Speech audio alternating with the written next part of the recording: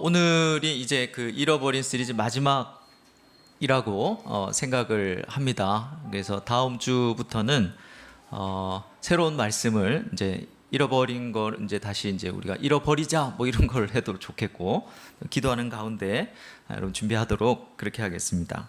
오늘은 이 마지막 시간으로 이 은혜를 잃어버리는 것이 무엇일까, 은혜에 대해서 한번 생각을 해보면 좋겠는데요. 여러분들은 은혜하면 어떤 생각이 떠오르십니까? 저는 수련회 때 막 이렇게 뜨겁게 기도하는 거, 그 다음에 막 울고 불고 회개하는 장면, 그리고 말씀을 듣는 가운데 하나님의 말씀을 깨닫고 막 이렇게 막 전율이 돋아서 막 닭살이 돋고 뭐 이런 거 생각이 나요. 자, 그래서 은혜를 받았다 그러면 감동을 받거나 아니면 눈물을 흘리거나 혹은 내가 이렇게 살아서는 안 되겠다라고 하는 다짐 등이 생각이 납니다. 그러면 여러분, 반대로 은혜를 잃어버렸다고 하면 여러분 어떤 의미일까요?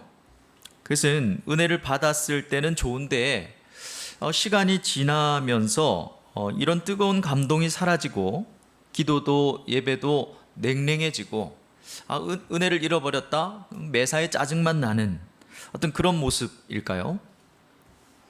과연 그것이 우리가 생각하는 보편적인 생각이라고 저도 동의를 하는데, 과연 그것이 은혜라면 우리가 누리는 은혜의 지속성은 얼마나 될까요? 그리고 시간이 지나면 그 효과도 떨어지는 것이 은혜인 것을 우리는 보편적으로 뭐 공공연하게 다 아는데, 과연 그걸 은혜라고 할 수 있을까?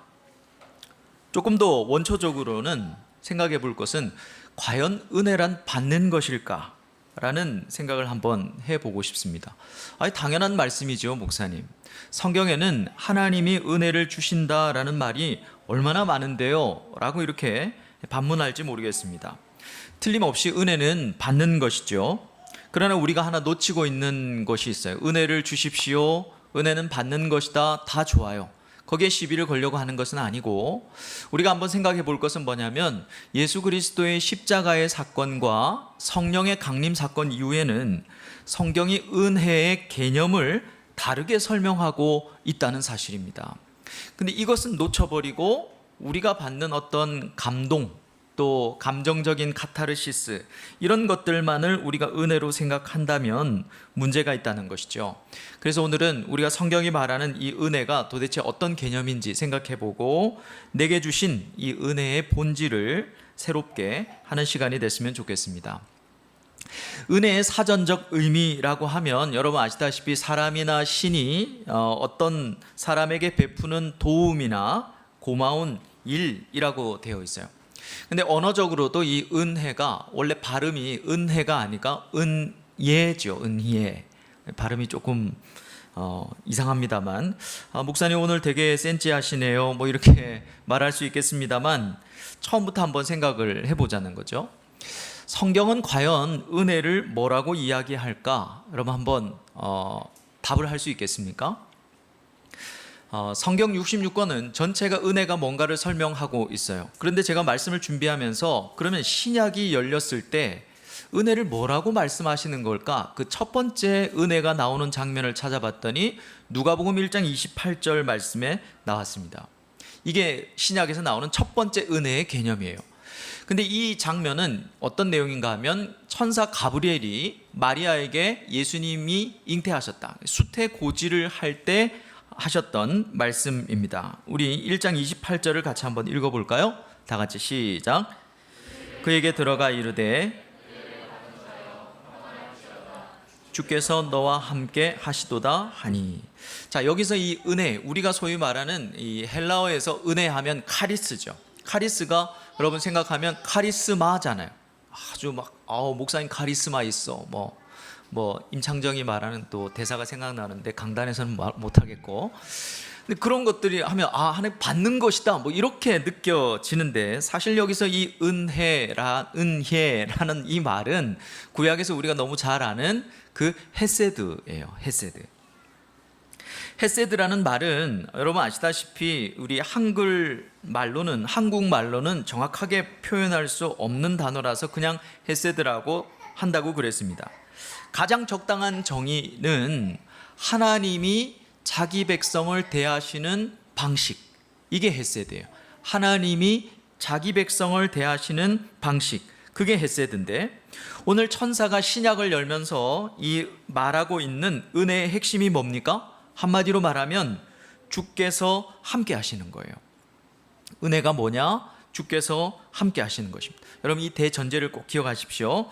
자, 그러니까 하나님이 당신의 백성을 대하시는 방식이 뭐였겠습니까?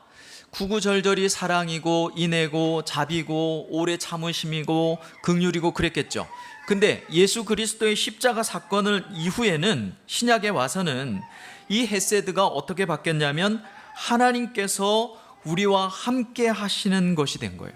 하나님이 자기 백성을 대하시는 방식이 여러 가지가 있었는데 예수 그리스도의 십자가 사건 이후에 이 방식은 하나님이 우리와 함께 하시는 방식으로 바뀐 거예요. 이게 신약이 이야기하는 은혜의 본질입니다. 자, 이 은혜의 본질, 함께 하심이라고 하는 은혜의 본질을 요한이 어떻게 설명해 가고 있는가를 우리 한번 살펴보자고 하는 것이죠. 오늘 본문인 요한 1장은요 18절까지가 프롤로그입니다. 근데 이 프롤로그의 핵심이 12절, 13절이거든요. 자, 뭐라고 되어 있는지 12절 말씀을 한번 보십시오. 우리가 잘 아는 말씀이죠. 영접하는 자, 곧 그 이름을 믿는 자들에게는 하나님의 자녀가 되는 권세를 주셨으니 라고 말합니다. 그러니까 요한은 함께 하심의 은혜를 하나님의 자녀가 되는 권세라고 설명을 하고 있어요. 자, 하나님의 함께 하시는 은혜가 뭐라고요? 하나님의 자녀가 되는 권세예요. 근데 여기서 이 권세는 어떤 파워나 어떤 능력이나 힘을 말하는 게 아니라 권리나 자격을 의미합니다. 그러니까 하나님의 자녀가 되면 막 뱀을 이렇게 밟아도 독을 막 물려도 이 독사에게 죽지 않고 기도를 하면 막 기적이 일어나고 하는 그런 능력을 받는 것을 말하는 것이 아니라, 쉽게 말하면 하나님의 자녀가 되는 권세라는 것은 신분의 변화를 말하는 거예요. 구약 백성들은 하나님의 백성이라고 훈련받았잖아요. 근데 어떻게 바뀌었습니까? 이제는 우리가 하나님을 아바, 아버지라고 말할 수 있게 바뀌었다는 거예요. 아버지와 자녀의 관계로 이제 함께 해주시는 것, 이게 이 은혜의 큰 전제입니다. 자, 그러면 하나님의 자녀는 어떻게 됩니까? 12절에 보니까 영접하는 자, 곧 그 이름을 믿는 자, 이들이 하나님의 자녀가 된대요. 믿는다는 게 뭡니까? 믿는다는 거. 신약에서 사실 이 믿음에 대해서 가장 많이 설명한 사람이 바울이라고 생각하는데요. 믿는다라는 말을 바울은 54번 정도 사용합니다. 그런데 거기에 비해서 요한은 98번을 사용해요. 그럼 무슨 말입니까? 요한이 바울보다 조금 더 뒤에 썼겠죠. 그러니까 신약에서 믿음을 설명하려고 사실은 가장 많이 애를 썼던 사람이 누구냐면 요한이라는 겁니다. 물론 신학적으로 믿음이 무엇인가를 잘 설명한 것은 바울이죠. 그러나 요한이 말하고 있는 것도 굉장히 중요한 메시지가 담겨 있는 거예요. 자, 여기서 이 영접하는 자, 곧 그 이름을 믿는 자, 이렇게 되는데 이 두 말은 동격입니다. 그런데 동격은 동격인데 어떻게 차이가 나는가 하면, 영접하다 이 말은 과거의 단회적 사건을 말하고, 믿는다 이 말은 현재의 지속적인 동작을 말해요. 자, 그러니까 믿음이라는 게 뭡니까? 과거에 단회적으로 예수님을 받아서, 예수님을 영접해서 그 이후로는 어때요? 계속해서 반복적으로 지속적으로 그분을 신뢰해가는 과정, 그게 바로 믿음이죠. 자, 특이한 것은 예수를 믿는다고 되어 있습니까? 예수의 이름을 믿는다고 되어 있습니까? 예수의 이름이라고 되어 있죠. 여러분, 이 말은 실제로는 예수님을 볼 수 없지만 믿음이라고 하는 것은 그분의 말씀을 통해서 믿는다는 말이에요.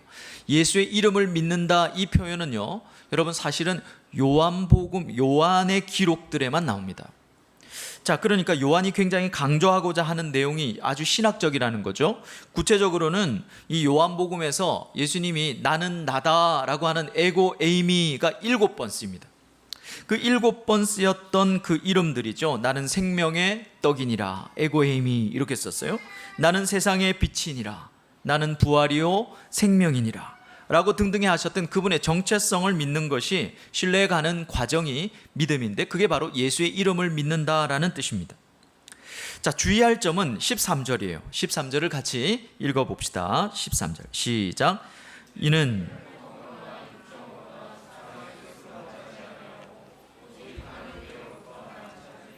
자, 주의할 점은 여기서 이 혈통이라는 말은 혈연 관계나 자연적인 출생을 말합니다. 그 다음에 육정이라고 하는 것은 인간의 결정이나 의지를 말해요.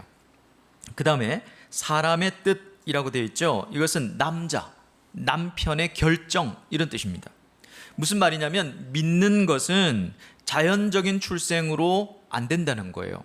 하나님 자녀 되는 것은 인간적인 노력으로 되는 게 아니고 한 집안의 가장인 그때 당시에 남자나 남편, 아버지가 결정한다고 되는 문제가 아니라는 뜻입니다. 자, 그러니까 여러분 잘 들으십시오. 목사, 장로 자녀라고, 중직자 자녀라고 다 예수 믿는 것이 아니래요. 여러분들이 그렇게 믿음이 좋은 거 제가 알아요. 그러나 여러분들의 자녀들이 다 예수 믿는 사람이 될 거라고 생각하면 성경을 오해하고 있는 것입니다. 자연적인 출생으로 되는 게 아니라는 뜻입니다. 자녀들이 하나님의 자녀가 되려면 하나님께서 은혜를 주셔야만 가능해요. 이 사실을 우리가 여러분 잊고 있으면 안 됩니다. 그러니 부모가 할 수 있는 것은 뭐겠습니까? 두렵고 떨림으로 본을 보이고 기도해 주는 것밖에는 없는 거예요. 자, 그러면 이제 이 자녀됨의 은혜는 어떻게 받을 수 있는가? 14절입니다. 14절 같이 읽읍시다. 시작. 육신이 되어 우리 가운데 거하심에 우리가 그의 영광을 보니 아버지의 독생자의 영광이요 은혜와 진리가 충만하더라. 자, 쉽게 말하면 자녀됨의 은혜는 하나님이 은혜를 주셔야 되는 건데 믿을 수 있는데, 그 방법은 뭐예요? 말씀을 통해서만 이 은혜를 얻을 수 있다는 거예요. 원래 하나님의 영광은 어디에 임합니까? 공식이 있죠. 하나님의 영광은 하나님이 임재하는 곳에 임해요. 맞죠? 하나님이 신약 용어로 하면 하나님이 함께 하시는 곳에 임해요. 구약으로 말하면 성막이나 성전에 임해요. 그런데 14절 말은 무슨 말입니까? 하나님의 영광이 하나님의 임재가 있는 곳에만 있단 말이에요. 그런데 신약에 와서는 어떻게 됩니까? 성막과 성전에만 있었던 그 영광이 이제는 독생자에게 임하더라는 거예요. 독생자 예수 그리스도에게 나타나더라는 것입니다. 그런데 그 독생자가 무엇이 되어서 이 땅에 오셨습니까? 말씀이 되어서 이 땅에 오셨죠. 자, 그래서 말씀으로 오셔서 우리 가운데 함께 하십니다. 그렇기 때문에 지금도 예수 믿는 것이 가능한 거예요. 여러분, 영광이라는 게 뭡니까? 여기서 이 독생자라는 말은 외동아들이라는 의미가 아니라 정확하게 얘기하면 가장 사랑하는 유일무이한 아들 이런 뜻입니다. 자, 이게 그냥 예수님 하나밖에 없는 아들이랑 가장 사랑하는 유일무이한 아들이랑 뭐가 달라요? 라고 생각하는데, 이 요한은 굉장히 신학자예요.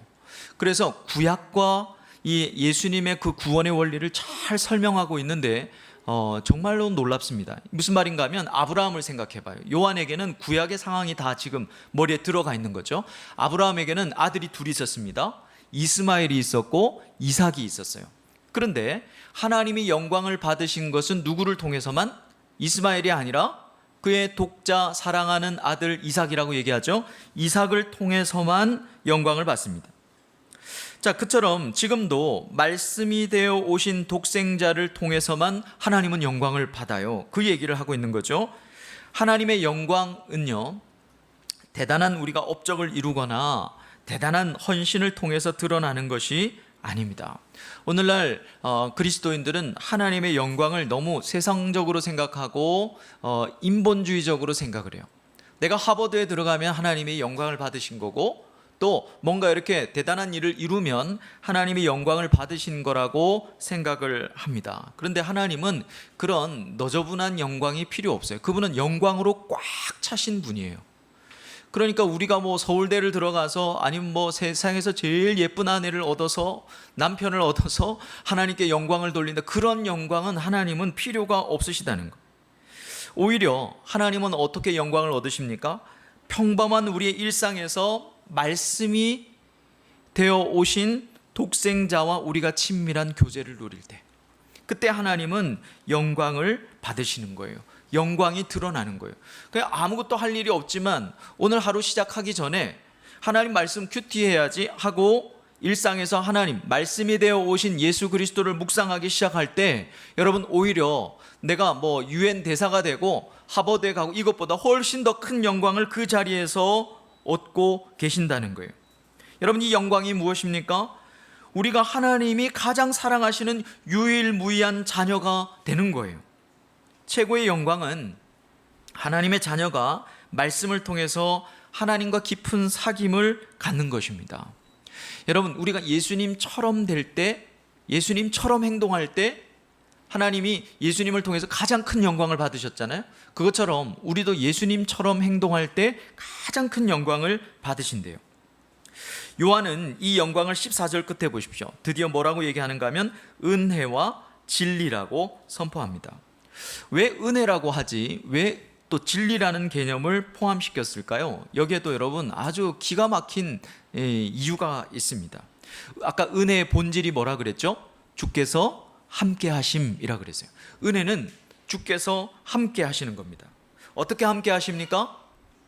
말씀이 되어 이 땅에 오셔서 성령으로 우리 가운데 임하심으로 말씀이 이 땅 되어 오셔서 우리와 함께 하시죠. 그래서 말씀이니까 말씀이 곧 뭐예요? 진리죠. 은혜와 진리라고 이야기하는 것입니다. 바울은 이걸 뭐라고 하냐면 그냥 은혜라고 얘기해요.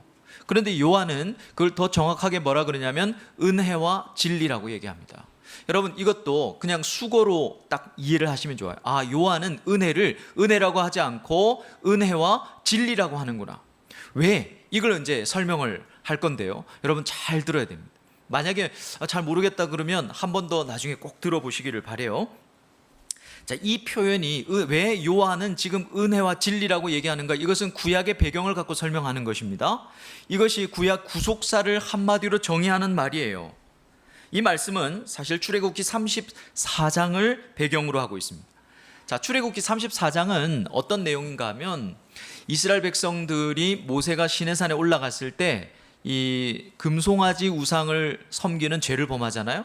그때 막 이 언약궤가 깨지고 모세가 화를 내고 막 그러는 상황들이 벌어집니다. 그리고 나서 이제 두 번째 돌판을 준비해 가지고 산에 올라갔을 때예요. 그때 산에 올라갔을 때 이제 두 번째 율법을 하나님 새겨주기 전에 모세 앞을 지나시면서 하나님의 영광을 보여주시는 장면입니다. 자, 그때 하나님께서 뭐라고 하셨는지, 그리고 오늘 이 본문하고 어떤 연관성이 있는지 한번 잘 생각해 보면서 출애굽기 34장 6절 말씀 같이 한번 하나님이 뭐라고 말씀하셨는지 한번 읽어보겠습니다. 시작.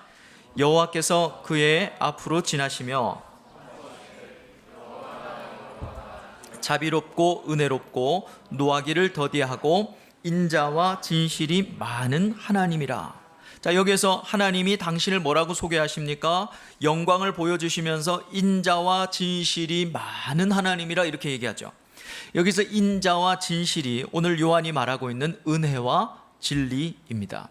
자, 그러자 모세가 뭐라 그러냐면 하나님, 이 백성의 죄를 용서해 주세요 라고 말하면서 모세가 뭘 간구하냐면 아직 지금 이 광야 40년 시작도 안 됐잖아요. 지금 시내산이니까 하나님 제발 우리랑 함께 해주세요 이렇게 기도해요.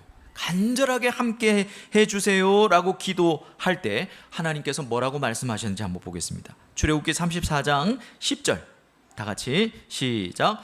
여호와께서 이르시되 보라 내가 언약을 세우나니 내가 아직 온 땅 아무 국민에게도 행하지 아니한 이적을 너희 전체 백성 앞에 행할 것이라. 내가 머무는 나라 백성이 다 여호와의 행하심을 보리니 내가 너를 위하여 행할 일이 두려운 것임이니라. 여러분, 이 말씀이 이게 구약으로 이렇게 설명이 되고 한글로 번역이 돼서 잘 매치가 안 될지 모르겠지만 34장 6절과 10절에 있는 하나님의 두 말씀이 있죠. 한마디로 딱 정의하면 오늘 요한이 얘기한 14절이에요. 말씀이 육신이 되어 우리 가운데 거하심에, 이게 하나님이 하실 놀라운 일이었어요. 우리가 그의 영광을 보니, 모세가 하나님의 영광을 봤죠.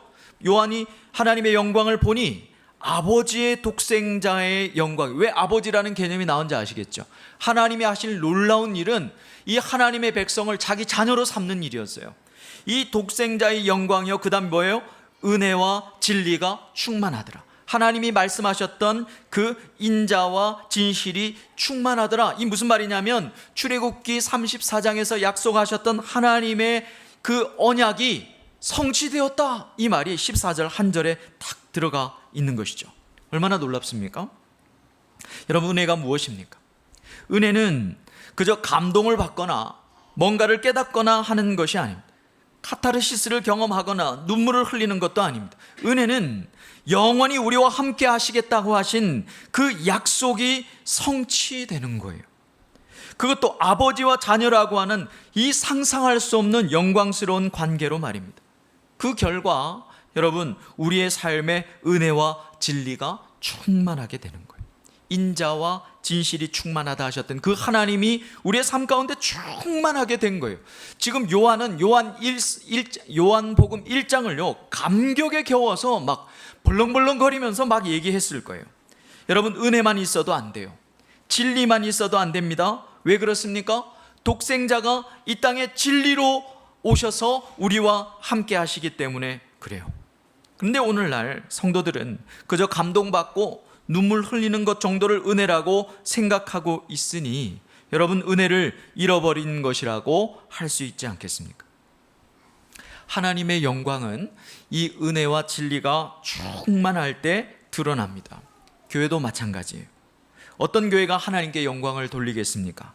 많은 교회, 많은 성도가 있는 교회, 큰 건물을 짓는 교회, 사회봉사 많이 하는 교회 아니에요. 정말로 어떤 교회가 이민족과 한국교회의 답을 제시하고 대안이 될 수 있는가? 그것은 여러분, 은혜와 진리가 충만한 교회입니다. 요한에게는 이 사실이 너무나 감격적이었어요. 그래서 16절의 말씀에 보니까 이렇게 말합니다. 우리가 다 그의 충만한 데서 받으니 은혜 위에 은혜로라. 다시 한번 강조하고 있죠. 여러분, 은혜 위에 은혜라는 말이 무슨 말입니까? 마치 햄버거 안에 패트가 하나 위에 하나 더 있는 더블 와퍼 이런 개념일까요? 은혜를 주셨는데 또 거기다 더 막 부어주시는 그런 은혜를 말하는 걸까요? 아닙니다. 정확하게 이 말, 은혜 위에 은혜라는 말의 정확한 의미는 은혜 대신의 은혜라는 뜻이에요. 은혜 대신의 은혜. 이게 무슨 말일까요? 그것을 16절에서 이렇게 말했잖아요. 그런데 요한이 17절에서 설명을 해주고 있습니다. 17절 같이 한번 읽어봅시다. 시작. 율법은 은혜와 진리는 예수 그리스도로 말미암아 온 것이라. 자, 무슨 말인가 하면 17절은 모세의 율법이라고 하는 은혜랑 예수 그리스도의 은혜와 진리를 대조하고 있는 거예요.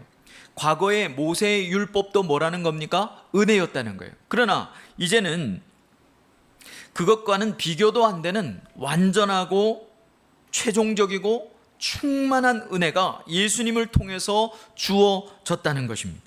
그러니까 모세의 율법이라고 하는 그 은혜가 은혜 위에 은혜라는 말은 이제 예수 그리스도의 은혜와 진리로 대체됐다, 이 말이에요. 이 두 은혜의 차이점이 무엇입니까? 17절을 잘 보십시오. 모세의 율법이라고 하는 은혜는 어떻게 되는 거예요? 주어지는 거예요. 그렇죠? 받는 거예요. 받는 은혜예요. 그런데 예수 그리스도의 은혜는 온 것입니다. 완전히 차원이 다른 은혜라는 말이에요. 구약 시대는 은혜이 이렇게 딜리버리 된 거예요. 배달이 된 거예요. 그런데 이제는 내 안에 은혜의 근원이 막 생겨난 것입니다. 여러분 잘 기억하십시오. 이제는 은혜가 주어지는 것이 아니라 아예 우리 가운데 와버린 생겨나는 것입니다. 이제는 은혜가 받는 것이 아니라는 거예요. 대체되었다는 거예요. 우리 속에서 막 은혜가 샘솟아 나는 것입니다. 그래서 요한은 이게 너무나 감격스러웠던 거예요. 계속해서 뭐라고 얘기합니까? 은혜가 충만하다. 은혜가 충만하다라고 말합니다. 요한은 곧 죽게 될 거예요.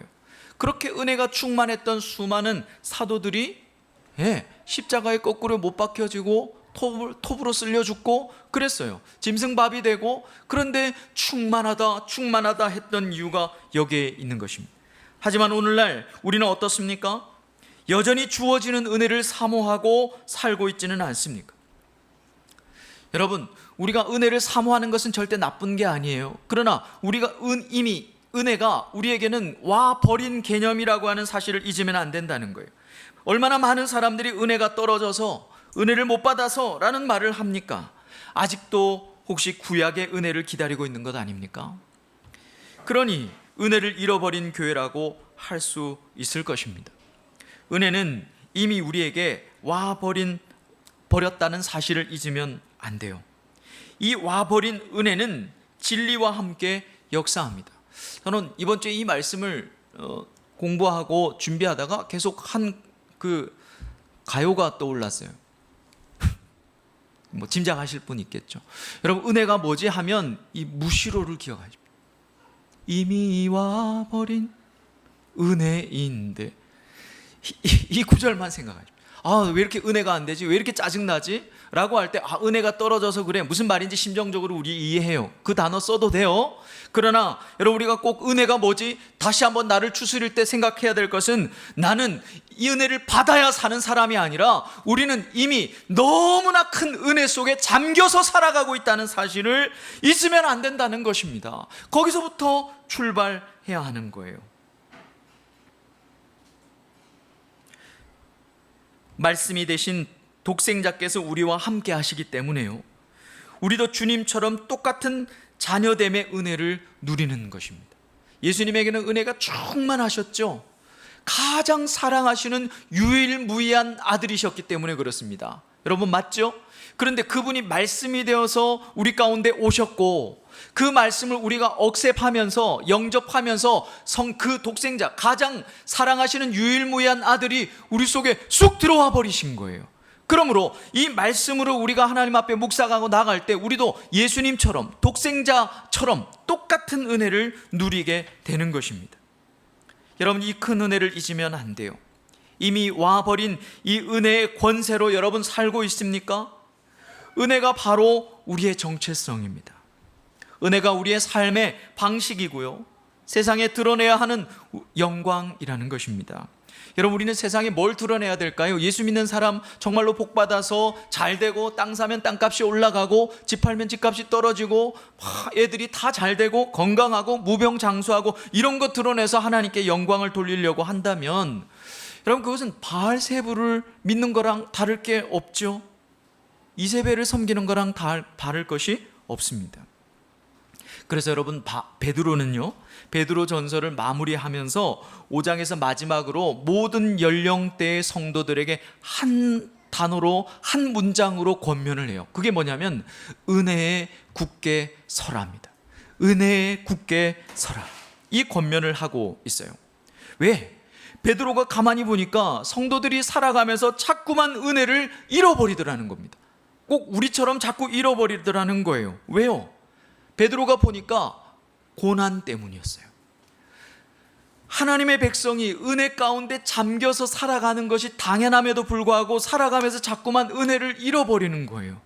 그래서 갈팡질팡하고 괴로워하고 감사를 잃어버리고 감격을 잃어버리고 살더라는 겁니다. 베드로가 가만히 보니까 무엇 때문인가 하면 고난 때문이었어요. 그래서 베드로가 이렇게 얘기합니다. 베드로전서 5장 10절입니다. 우리 같이 한번 읽어볼까요? 다 같이 시작. 모든 은혜의 하나님, 자기의 영원한 영광에 들어가게 하신 이가 잠깐 고난을 당한 너희를 친히 온전하게 하시며 굳건하게 하시며 강하게 하시며 털을 견고하게 하시리라. 할렐루야. 여러분, 이 말씀이 무슨 말씀인지 아시겠습니까? 팍 와닿습니까? 그렇다면 여러분들은 저보다 훨씬 뛰어나신 분이에요. 저는 일주일 내내 이 말씀 묵상했는데 확 와닿지가 않는 거예요. 요한이 말한 은혜랑 은혜 위에 굳게 서라고 막 푸시하는 베드로랑 매치가 안 되더란 말이에요. 그래서 이 말이 무슨 말이지? 그리고 제가 은혜에 굳게 서는 방법 이러면서 이 베드로전서 5장 앞에 있는 말씀들을 은혜에 굳게 서는 건 이런 겁니다, 저런 겁니다, 이런 겁니다, 4-5가지로 베드로가 얘기하고 있더라고요. 근데 그게 그러고 나니까 한마디로 말하면 하는 사역 좀 열심히 해라 이런 거였어요. 근데 그게 어떻게 은혜에 굳게 서는 거지 이해가 안 되는 거예요. 그리고 금요일날 하나님 앞에 다시 이 말씀을 붙들고 묵상하는데 멍청한 제가 깨닫기 시작되는 거예요. 이 말씀은 그런 말씀이 아니었어요. 이 말씀은 뭐냐면 베드로가 말하고 싶은 것, 은혜 위에 굳게 서라, 은혜 안에 굳게 서라. 이 말씀은 뭐냐면 이미 너희 속에 은혜가 와 있기 때문에 어떤 고난이 찾아와도 그 고난이 고난값을 못하더라 이 말이에요. 고난이 틀림없이 우리의 삶 가운데 있을 겁니다. 앞으로도 찾아올 겁니다. 그런데 이미 우리 가운데 와버린 이 큰 은혜 속에 우리가 사니까 오히려 이 고난이 우리를 뭐로 만드는 거예요? 하나님의 자녀로 더 온전하게 하고 굳건하게 하고 오히려 더 강하게 하더라는 것입니다. 은혜 안에 굳게 서는 게 무엇입니까? 우리가 은혜를 받아야 살 수 있다 그게 아니라 뭔가 은혜를 받는 삶을 쥐어짜야 되는 게 아니라 어떤 고난도 우리가 이미 은혜의 깊은 그 골 안에 있기 때문에 어떤 고난도 오히려 우리를 강하게 하고 우리를 정결하게 하고 우리를 깨끗하게 하는 것이더라는 거예요.